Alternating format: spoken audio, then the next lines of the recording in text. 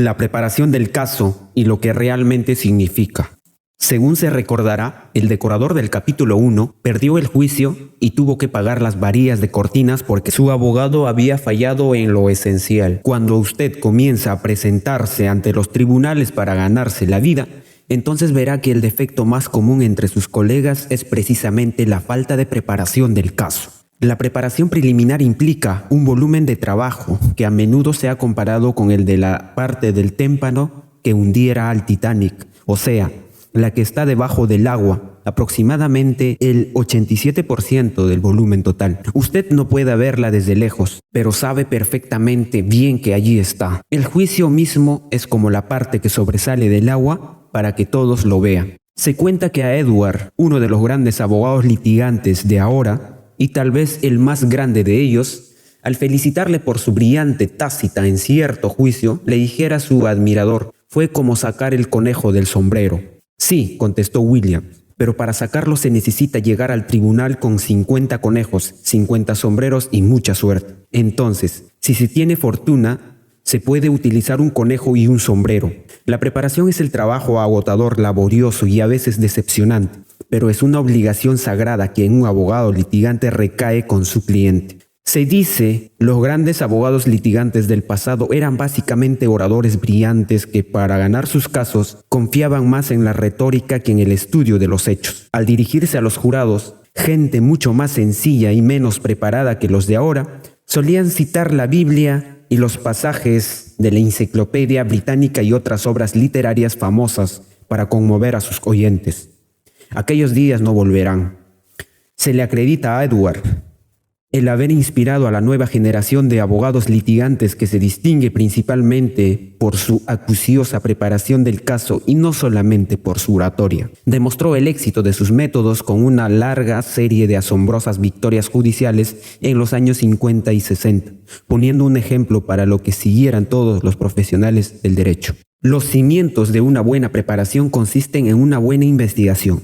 Lo malo es que los buenos investigadores son aún más raros que los buenos abogados litigantes, de que por sí son muy escasos.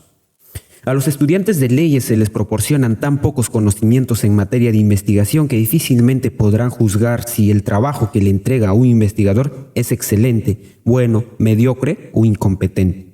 Por lo tanto, si usted desea ser un buen abogado litigante, tiene que aprender a trabajar como investigador y este tipo de capacitación lo necesita buscar ahora mismo. Melvin, un excelente abogado litigante, corrientemente llamado el rey de los entuertos por las enormes indemnizaciones de daños personales que ha obtenido para sus clientes, dijo alguna vez: si el investigador es realmente bueno, entonces basta cualquier abogado litigante. Si bien yo no puedo suscribir la última parte de su declaración, el primer punto está bien concebido. No hace mucho tiempo, yo fui acusado falsamente en San Francisco por manejar el automóvil bajo la influencia de licores. Un oficial de la policía me sacó del asfalto para pasarme en alto y luego me asestó un golpe con un puño mientras estábamos discutiendo el asunto. Por saber algo de mi profesión, no perdí tiempo y contraté a los mejores abogados litigantes que conozco, a Robert Shapiro de Los Ángeles y John Albert de Boston, ya que si bien dicha infracción no es más que un delito menor, era claro y evidente que la ciudad de San Francisco me había declarado una guerra total. Además contraté a Ted, también de Los Ángeles, un investigador de primera línea que antes fuera oficial de alto grado de la FBI, sabiendo que el éxito de los abogados dependería en gran medida de la evidencia admisible que él pudiera proporcionarles. Gracias a gran parte de su trabajo, los abogados pudieron hacer picadillo del caso en mi contra, que fue fiscalizado por un abogado un tanto inexperto que se había descuidado de hacer su tarea en casa. ¿Cómo se describe a un buen investigador? ¿Cómo define usted a un buen abogado litigante? En vez de aventurarme a responderlo, prefiero usar algunas famosas palabras del juez Potter, miembro de la Suprema Corte de Justicia de los Estados Unidos, quien después de tratar sin éxito de definir la pornografía finalmente dijo: no puedo definirla, pero reconozco cuando lo veo. Sin embargo, a los buenos investigadores, como a los buenos abogados litigantes, es fácil describirlos. Son personas inteligentes, sensibles, pacientes y cabales. Les gusta la compañía de otras personas y disfrutan de ella. Tienen que hacerlo, porque pasan gran parte de su tiempo en compañía de otras personas y hablando con ellas. La evidencia se presenta durante un juicio de muchas formas. Pueden ser escritas, a los que se llama pruebas documentales, objetos, por ejemplo, el arma asesina, prueba real, grabaciones de audio y video, prueba electrónica, fotografías, prueba fotográfica, evidencia científica, como son las huellas dactilares, los rayos X, los electrorradiogramas, los electroencefalogramas, la prueba de identificación de arma de fuego, el peligro calígrafo, la prueba poligráfica, etc., prueba pericial. Y finalmente, la declaración de un testigo, prueba testimonial u oral.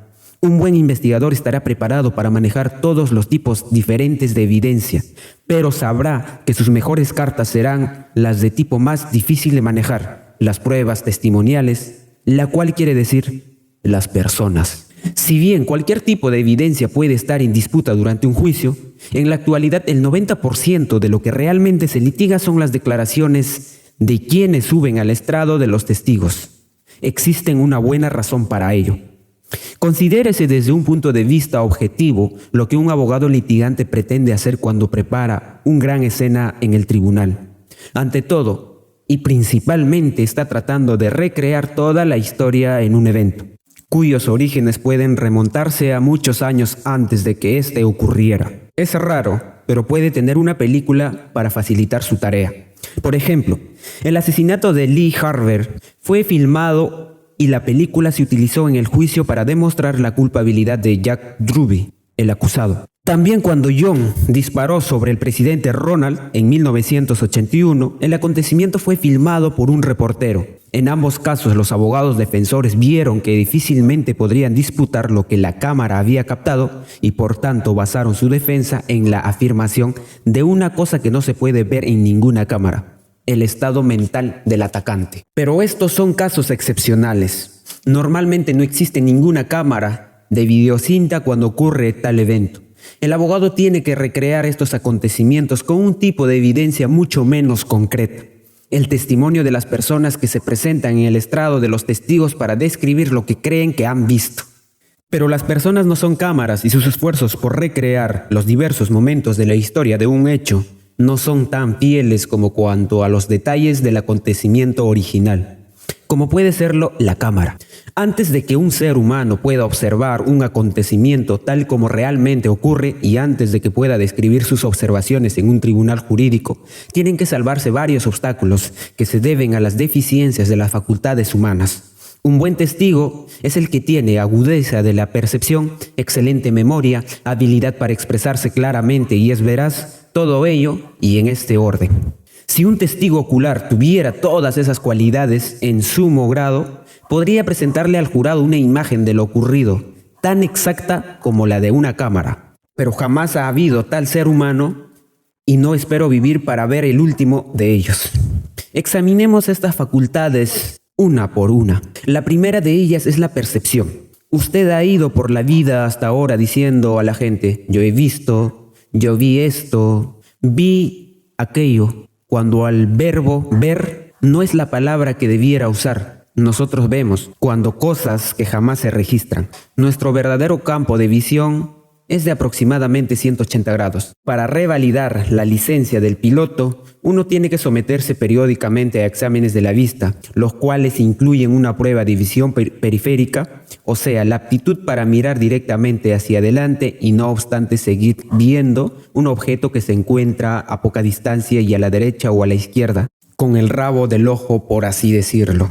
Nosotros abarcamos con la vista toda esa escala, pero la percepción es algo diferente. Nuestra escala de percepción en grados es más bien estrecha. Con el fin de percibir algo, usted tiene que mirarlo. Si usted está mirando un objeto y en una escena, estos pueden imprimir o no la imagen en su memoria.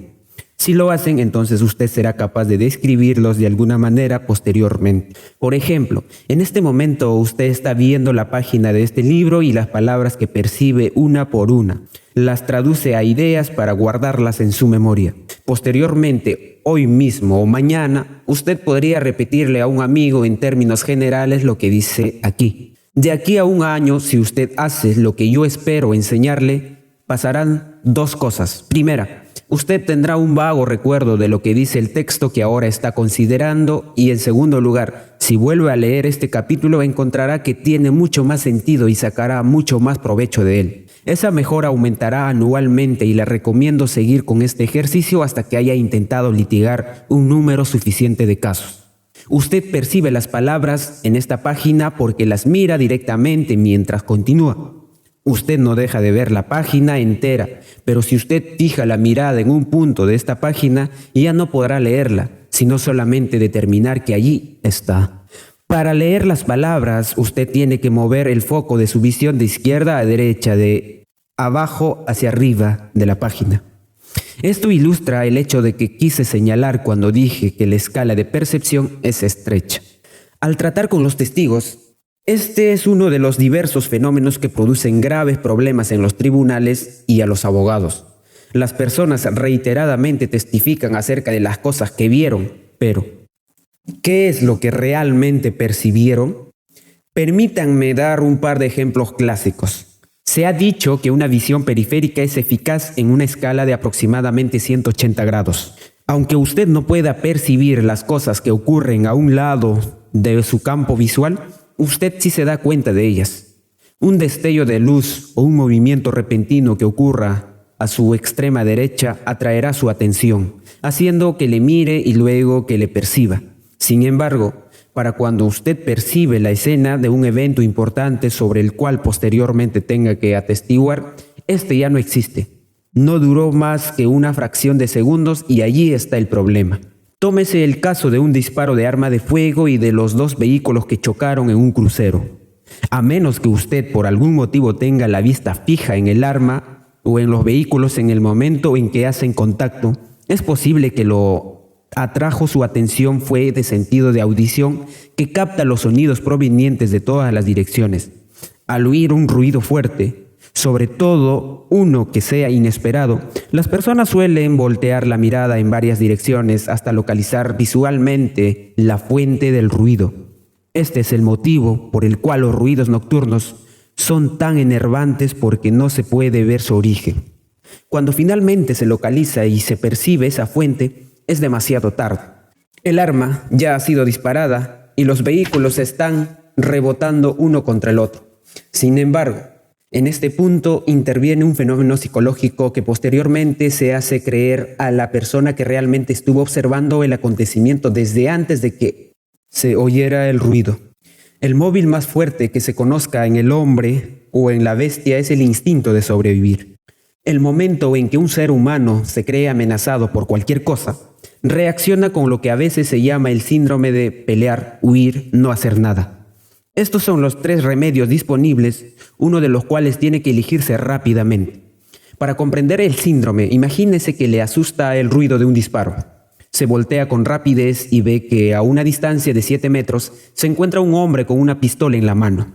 A sus pies está otro hombre retorciéndose en agonía. Aunque usted no viera lo ocurrido, supone que el hombre que empuña la pistola acaba de disparar sobre el que se halla en el suelo. Usted hace esa suposición porque tiene que explicarse qué ha sucedido y por qué con el fin de elegir el mejor de los 3 medios. Su decisión en realidad se basa en una inferencia, pero el peligro le obliga a tomarla. Solo hay 3 opciones, dependiendo de lo que usted piensa y de las circunstancias. Pelear. Usted también tiene una pistola. Está arrinconado y convencido de que el atacante es un loco que seguirá disparando y usted será el próximo blanco, si no lo impide primero, de manera que usted lo ataca con el arma. Huir. Usted nada tiene que ver con el asunto. No trae arma o no quiere usarla. Y para ponerse a salvo, usted corre desesperadamente. No hacer nada. Usted no tiene arma ni ve salida alguna y se queda paralizado por el miedo en el lugar, esperando que no sea advertido o si lo fue, que no le dispararan. Bien, usted simplemente decide que la riña fue entre aquellos 2 hombres y si se conduce en forma inocua no le pasará nada. El punto es que independientemente de lo que se haga, al recordar posteriormente el evento es fácil confundir la inferencia que se sacó de las circunstancias con lo que uno desea que hubiere visto. Para explicarse por qué se actuó así de modo que termina por decir que realmente vio que se disparaba la bala. Ahora, tiene un testigo que cree que vio algo que no vio y que de manera subconsciente o inocente inventó detalles que nunca percibió. ¿Provoca esto problemas? Claro que sí. También explica en gran medida por qué los testigos oculares de un acontecimiento traumático generalmente dan varias versiones totalmente diferentes al referirse a los detalles. Como una comprobación de esto, téngase presente que en el juicio a Jack Ruby por haber asesinado a Lee Harvey, los testigos dieron descripciones muy diferentes del hecho, a pesar de que todo el acontecimiento había sido captado por una película de cine. Así pues, el investigador de nuestro ejemplo, al obtener los datos del asesinato, ya tiene un problema importante en cuanto a la percepción del testigo, a saber, la diferencia entre lo que ésto realmente percibió y lo que cree que percibiera. Pero sus problemas solamente están comenzando, porque este no es más que el primero de los 4 obstáculos principales. Ahora tenemos que afrontar los problemas de la memoria, que también son serios.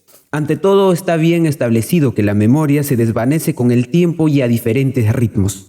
Pregúntese a sí mismo en dónde estuvo el pasado 21 de marzo, a menos que sea su cumpleaños o el cumpleaños de alguien a quien ama. Probablemente no sepa decirlo, a menos que por casualidad usted lea este capítulo el 22 de marzo.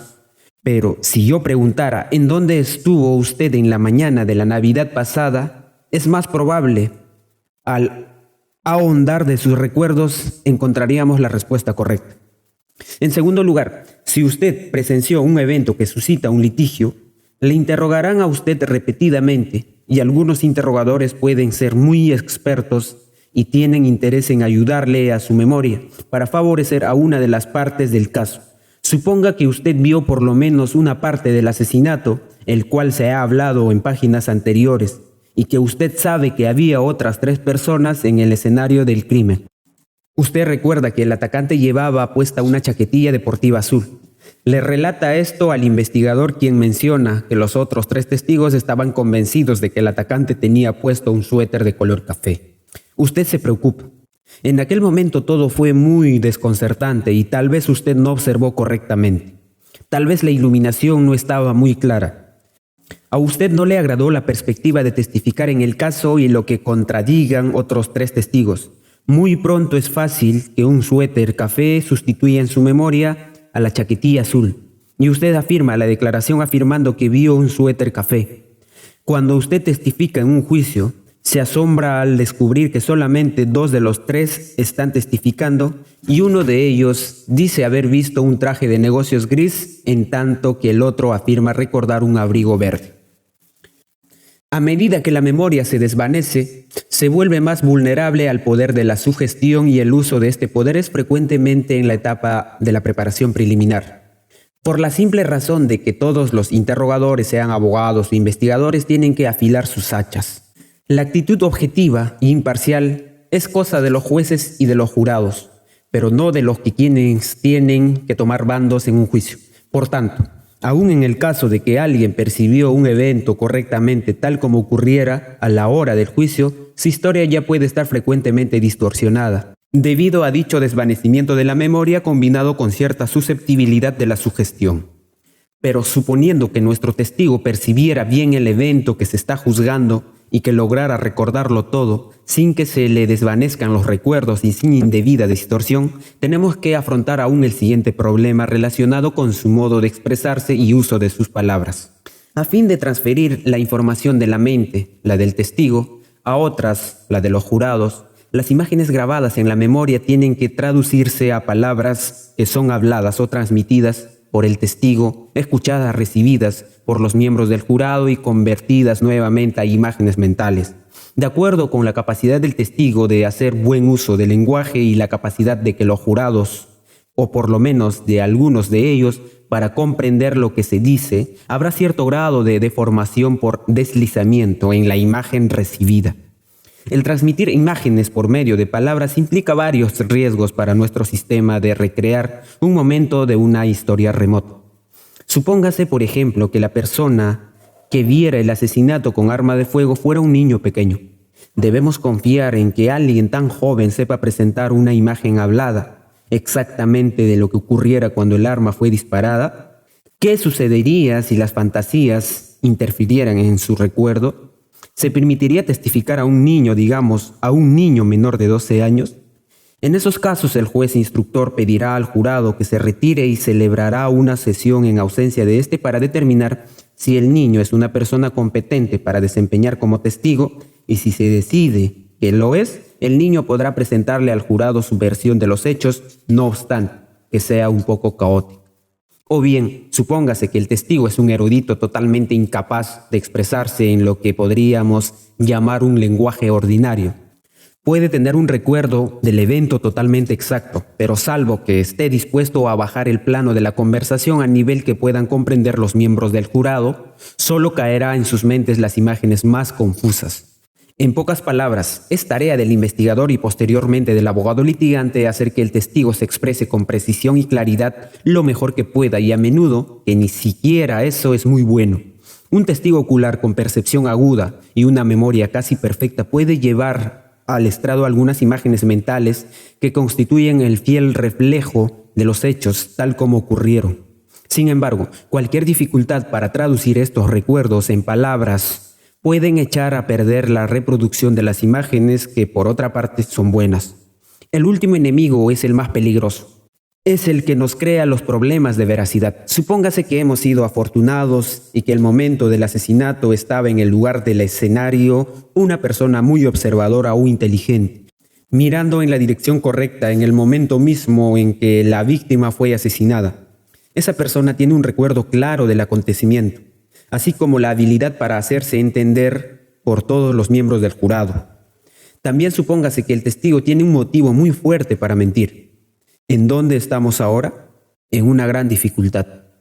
Si alguna vez usted ha mirado la serie de Perry Mason y algún otro abogado litigante de Hollywood, podría imaginarse que cuando un testigo trata de mentir ante el tribunal, basta acosarlo con un brillante interrogatorio para que admita con pujido el intento de perjudicarse y termine por decir la verdad. Ojalá fuese así y yo pudiese asegurar al lector que con mucha paciencia y empeño llegará a ser un examinador muy formidable que podrá atrapar a todo un mentiroso. Desafortunadamente, eso no es el caso. Un individuo astutamente mentiroso que piensa con cuidado los detalles de un testimonio fabricado siempre tiene ventaja sobre el interrogador. Si se deja atrapar y su falta de credibilidad queda demostrada, afectivamente es por lo general porque el investigador hábil y talentoso ya ha estado trabajando en él durante mucho tiempo antes del juicio. La tarea del investigador, o sea, la de descubrir lo que realmente sucedió al hablar con las personas que afirman que lo saben, requiere que se tomen en cuenta las diferencias naturales en cada una de las áreas examinadas. Estos problemas se examinarán en el capítulo que trata del interrogatorio. Sin embargo, si es en esta etapa del juicio donde se enfrenta a aquellos un abogado por primera vez, dudo que sea muy buena las probabilidades de que se haga justicia. Un investigador diestro debe tener una mente inquisitiva, templada por el conocimiento de la naturaleza humana, a fin de sortear todas las dificultades y llegar a una hipótesis de lo que una videocinta hubiese mostrado, si hubiera habido una cámara de cine en el momento del acontecimiento. Debe tener un talento especial para relacionarse con las personas, la mayor parte de las cuales tiene cierta aprensión a comparecer como testigo ocular en un juicio. Por lo general, su éxito depende de la paciencia y de la capacidad que tiene para percibir lo que debe hacer o decir para que un testigo se relaje hasta el punto en donde deban aflorar con nitidez sus recuerdos. Por otra parte, si tiene estos talentos, pero está demasiado ansioso de complacer al abogado que lo contrató y valiéndose de sus habilidades interrogativas, llega a confundir al testigo al grado de que éste cambie su historia. Entonces la justicia sufrirá menoscabo. Un buen investigador, uno en que se pueda confiar que asume sus responsabilidades con seriedad, es aquel que tiene las mismas normas de ética que un buen abogado litigante.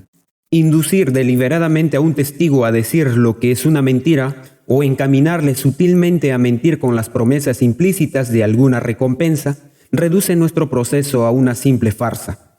Es una lástima que haya investigadores que no dudan en usar prácticas corruptas y malgastan sus habilidades para lograr alguna victoria a corto plazo. Y lo más triste de todo es que los peores que yo conozco han trabajado para el gobierno de los Estados Unidos. Louis Nisser, un célebre abogado litigante, dijo una vez: al evaluar la credibilidad de lo que cuenta un testigo, siempre esté alerta a las probabilidades. Este es un buen consejo porque el conocimiento de la naturaleza humana siempre debe ser un factor presente en casi cualquier juicio que hacemos y especialmente valioso para evaluar las probabilidades de que la versión de un testigo sea verdadera. Las cosas tienden a repetirse y suceden tal como han sucedido en el pasado. Si la descripción de un evento es demasiado improbable, entonces merece un estricto escrutinio. ¿En qué difiere la descripción que hace el testigo de lo que se sabe acerca de las circunstancias que existían entonces? ¿Cómo se hilvana con las historias de otros testigos? ¿Qué probabilidad hay de que las cosas pudiesen haber ocurrido tal como las describe este testigo o tal como pretende haberlas percibido? Estas y otras preguntas relativas a la probabilidad tienen que estar en la mente del investigador. Empero, al mismo tiempo tienen que estar alerta a lo inesperado o extraño. ¿Qué es lo inesperado? Lo poco probable. Es el acontecimiento extraordinario, la circunstancia que parece desafiar a la experiencia común. Sin embargo, en los tribunales abundan estos casos y por lo general no los manejamos muy bien, sencillamente porque tenemos tan arraigado el hábito de evaluar las probabilidades, que los jueces y los jurados están muy renuentes a admitir que lo improbable pudiese haber ocurrido. Un notable ejemplo de lo fantástico y del grado en que ello pueda devisar el proceso legal, considérese el caso ocurrido en el estado de Vermont, al encontrarse en el río un cadáver de un hombre con las manos y los pies fuertemente atados a la espalda. Guiado por la experiencia común, el fiscal llegó a la conclusión de que aquella no era una muerte accidental. El hombre había sido una persona tan pendenciera la mayor parte de su vida, que tenía muchos amigos y la lista de sospechosos era muy larga. Finalmente, un vecino fue acusado y llevado a juicio basándose en una evidencia puramente circunstancial. Fue absuelto. Posteriormente, un segundo hombre fue procesado por el mismo crimen a base de una teoría diferente. Durante aquel juicio, la defensa llamó como perito a uno de los mejores patólogos forenses que haya producido el país, al doctor Richard Ford, que durante muchos años fuera el médico forense del condado de Boston. En cuanto a la causa de la muerte, contestó: suicidio. El fiscal sorprendido se quedó atónito, pero después de un rato se levantó para interrogar. Me pregunto, doctor, dijo, si usted tuviera la bondad de explicar al jurado cómo este suicida logró atarse fuertemente las manos y los pies para lanzarse al río. Desde luego, yo estaba preparado para esa pregunta, contestó el doctor Ford, y lo explicaré lo mejor que pueda. Luego sacó un portafolios, una cuerda, hizo un par de rápidos movimientos con las manos y de repente, tras una sacudida brusca de la cuerda, sacó al suelo con las manos y los pies fuertemente atados a la espalda. Cuando el juicio terminó, era obvio que la víctima se había suicidado y que había realizado un gran esfuerzo para complicar y dramatizar las circunstancias de su muerte, con la intención de que las personas a quienes tanto odiara sufrieran la angustia de aparecer como sospechosos de algo que tenía toda la apariencia de un asesinato. El investigador diestro estará alerta en busca de cualquier inconsistencia debida a fenómenos psicológicos en la historia narrada por un testigo. Estos pueden ser perfectamente normales y subconscientes, como es el perjuicio. Si el testigo es el amigo del sujeto de la investigación, entonces, como es natural, él querrá ayudarlo, y la narración que haga de los eventos estará matizado por el deseo de favorecer a su amigo. O bien puede ser que el testigo haya sufrido un trauma anterior que distorsione su juicio. Una mujer, por ejemplo, que haya sido víctima de una violación y que sorprende a una pareja infragante, deducirá que a la mujer le están violando. Quien haya perdido a un amigo o un familiar que fuera embestido por un automóvil y que después haya presenciado un accidente similar en la carretera, probablemente se incline a culpar al chofer y no al peatón.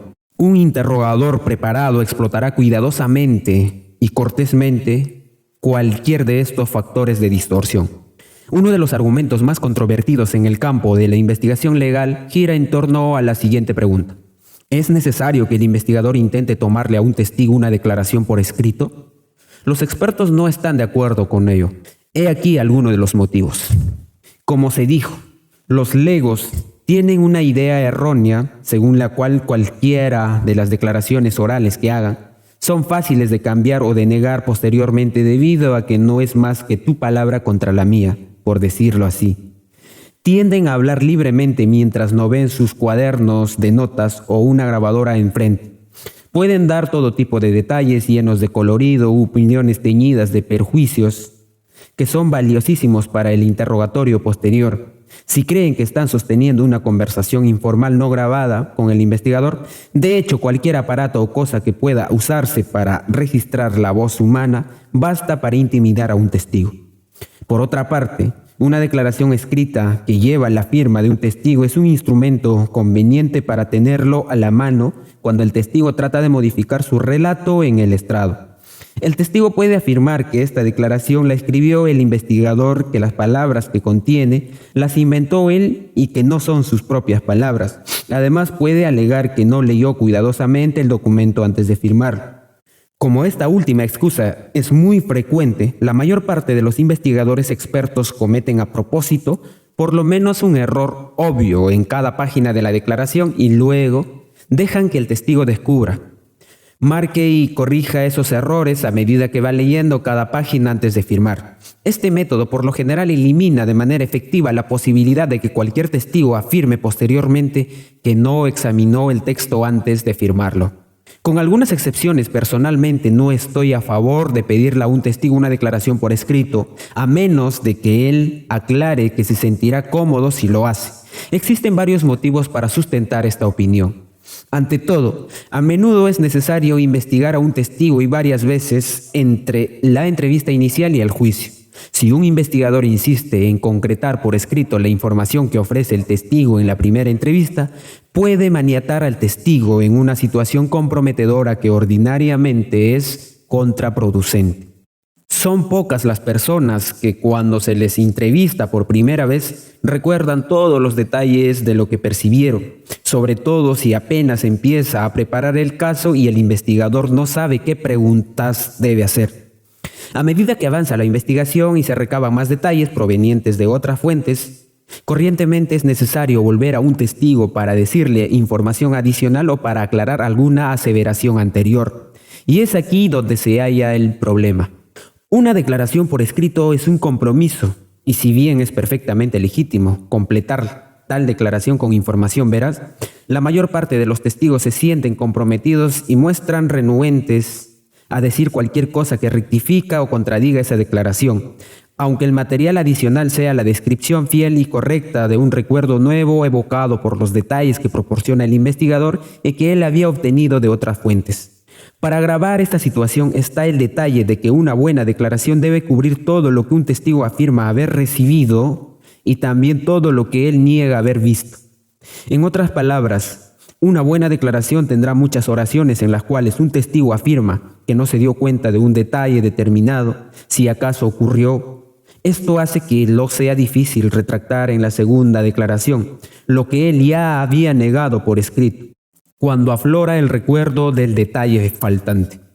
Por lo general prefiero que el investigador sea competente y honesto y con suficiente memoria para sostener con el testigo una conversación libre e informal y hacer sus notas posteriormente.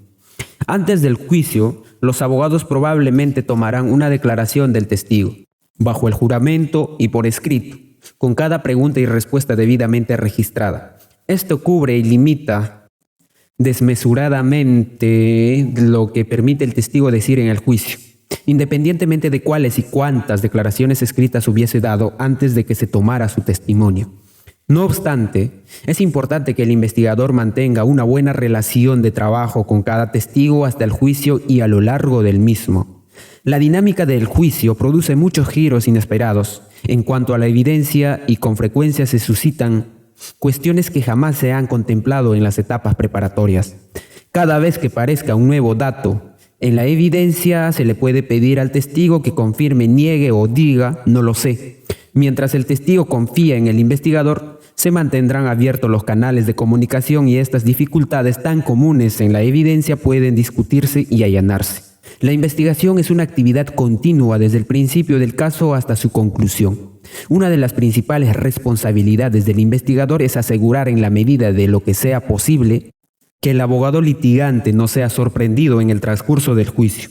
Este es el motivo por el cual el señor Williams hablara de 50 sombreros y 50 conejos. Expresado de otra manera, usted tiene que examinar cada cosa 2 o 3 veces si es necesario para asegurarse de que nada de eso pase por alto. Toda evidencia física deberá considerarse, estudiarse y anotarse. Por evidencia física se entiende todo lo que el ojo puede percibir, la mano pueda tocar, el oído puede escuchar, la nariz pueda oler y la lengua probar. Los testigos experimentan las cosas por medio de los 5 sentidos y el investigador tiene que utilizarlos para obtener en la medida de lo que sea posible una copia de estas experiencias. Es desconcertante llevar a cabo un interrogatorio laborioso que produce una descripción detallada de cómo fueron las cosas en el escenario de un acontecimiento y al día siguiente visitar dicho lugar tan solo para descubrir que este es del todo diferente y que la entrevista tiene que iniciarse de nuevo.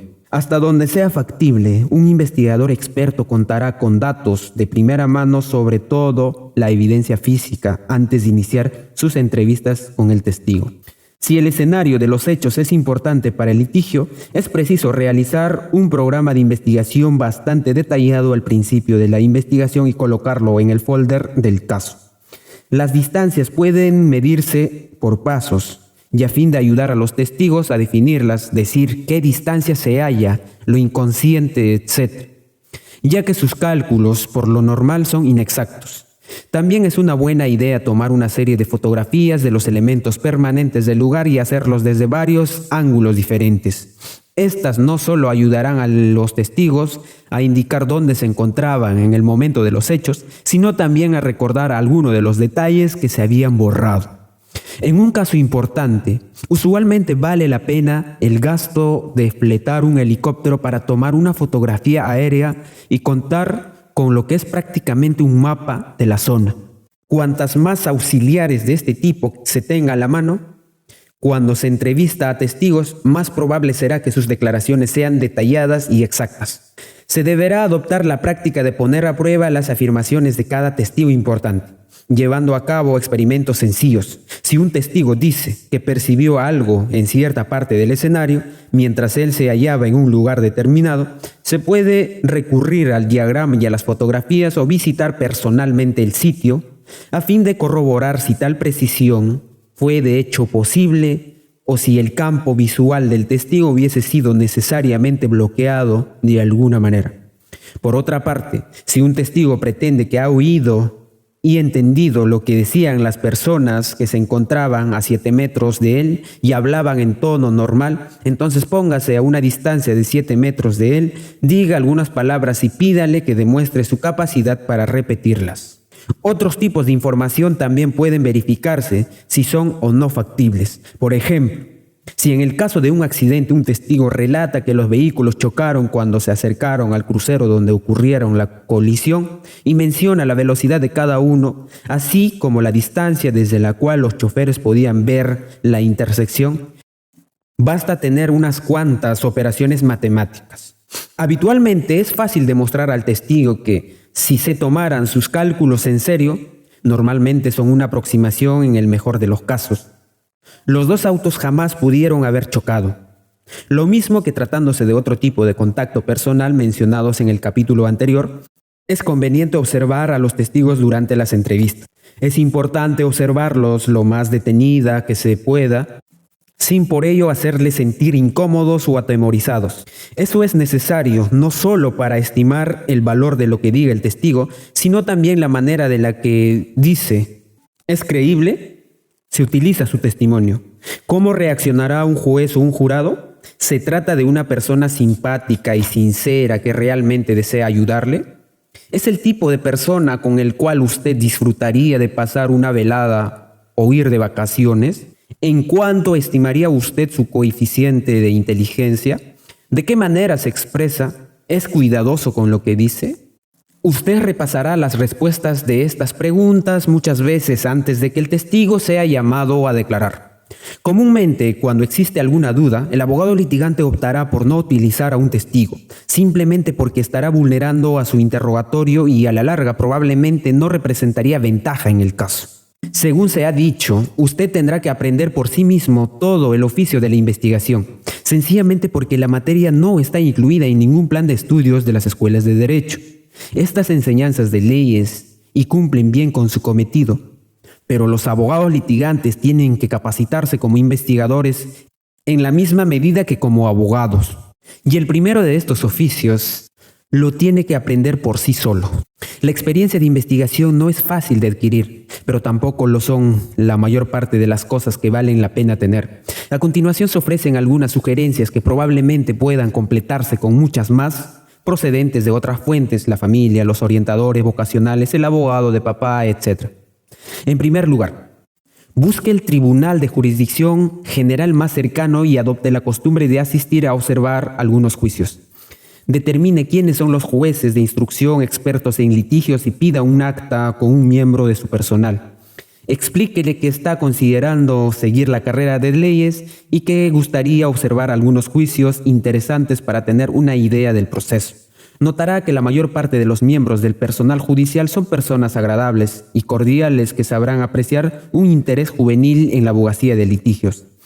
Cada juez tiene su calendario y su asistente o secretaria generalmente estarán dispuestos a tomar algunos minutos para explicarle de qué asunto se trata en los diferentes juicios pendientes y tal vez podrían decirle en cuál de ellos interviene un abogado litigante que realmente valga la pena observarlo. Presencie un par de juicios.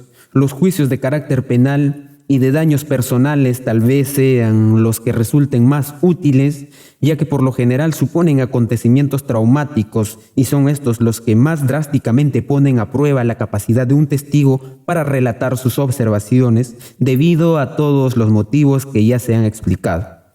Observe a los testigos durante todo el procedimiento de dar evidencia. Primero, cuando hacen su relato de los hechos con la que ayuda a un abogado amistoso, que los llamará al estrado. En segundo lugar, cuando se les toma el interrogatorio por parte del abogado de la parte opuesta que debate su testimonio. Mientras usted escucha, trate de imaginar cómo se encontró a este testigo, quién entrevistó y preparó para testificar tal como lo hizo, y cuál es la actitud respecto de todo asunto de presentarse en un juicio como testigo. Los abogados litigantes están por lo general muy ocupados mientras dura el juicio, pero también suele ser personas cordiales. Cuando el tribunal está en receso y todos se reúnen fuera de la sala, preséntese con uno de los abogados y con el de la otra parte y dígale por qué está allí. Muchos de los buenos abogados tendrán hijos y hijas de la misma edad que usted y de buena gana le dirán un poco acerca de las estrategias y tácticas que utilizan cuando están manejando el caso. Si su honorario se lo permite, trate de buscar trabajo en un bufete jurídico, aunque sea como asistente. La paga probablemente será muy modesta, pero si sus necesidades se lo permiten, la experiencia valdrá bien el sacrificio. Al principio usted no hará otra cosa que entregar papeles al tribunal y a otros abogados, pero algún día le pedirán desempeñar tareas más importantes. Si usted todavía no es un fotógrafo profesional, entonces pida que le regalen una cámara en su cumpleaños o en Navidad. Las cámaras fotográficas modernas son fáciles de usar porque son automáticas y si aprende a manejarlas bien, pronto le pedirán que se responsabilice de la toma de fotografías de tipo legal para un bufete. Tenga en cuenta que la calidad de las fotos deben ser excelente, aunque tenga que utilizar 4 rollos de película cuando tiene que tomar una fotografía importante. ¿Qué es lo que hacen los fotógrafos profesionales destacados? Tomar cientos de exposiciones para obtener una sola foto realmente estupenda. Si se presenta la oportunidad, se le permitirá presenciar las entrevistas a los testigos o acompañar a los testigos hasta sus domicilios. Observe cómo se las trata.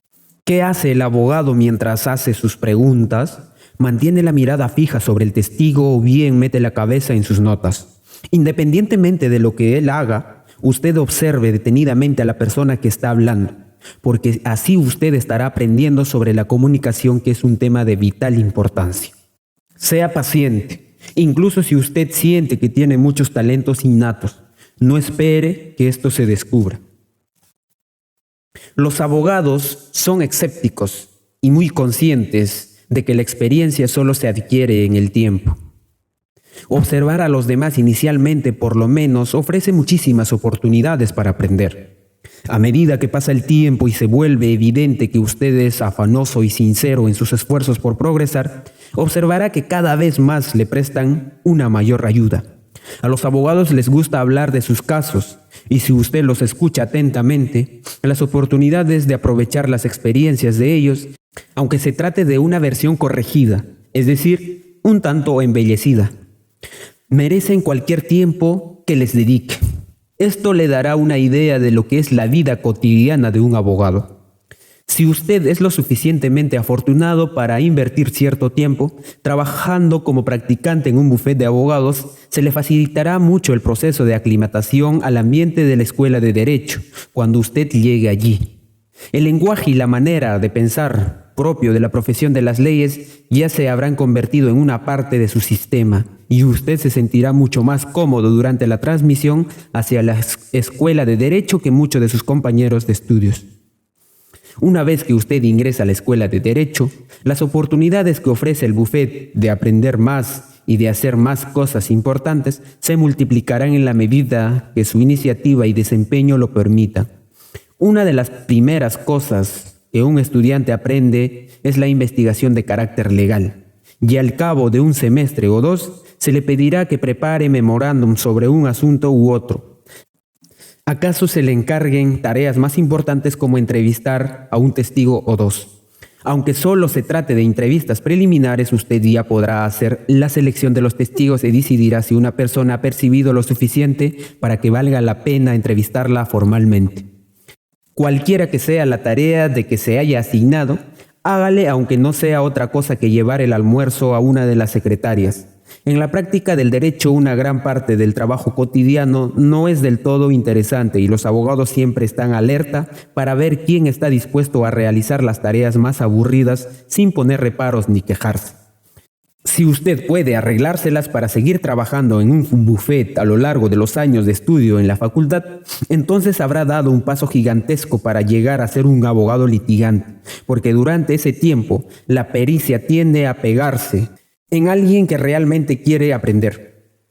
Lo que le haga falta después de terminar sus estudios formales en la Facultad de Derecho, o sea, los aspectos prácticos y social de la profesión, solamente pueden aprenderse allí donde no pasa un día sin algo nuevo, o sea, en el bufete de un abogado con amplia clientela. En cuanto a su capacitación como investigador, existen otras situaciones en las que puede aprender dicho oficio, pero ese tema queda fuera del alcance de este libro. Si usted quiere ser el mejor y destacar como abogado litigante, entonces busque la mejor educación que pueda. Aparte de la Facultad de Derecho, eso solamente lo consigue si se relaciona con un bufete jurídico. En 10 años pasados, no he contratado a ningún abogado que no haya practicado en nuestro despacho, por lo menos desde el segundo año de la facultad.